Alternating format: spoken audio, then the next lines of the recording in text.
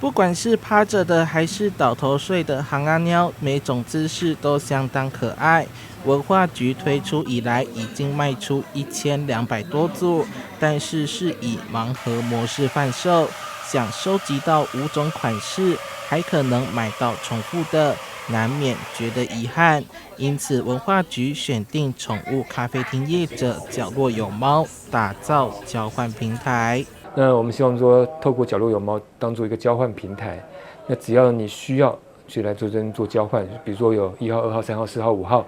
你需要1号换3号，或者是4号换5号，我们这边呢都帮你做媒合。那我们这边有一个预约电话、联络电话，你先打电话来告诉我说，我们可以帮你换几号的这个公仔、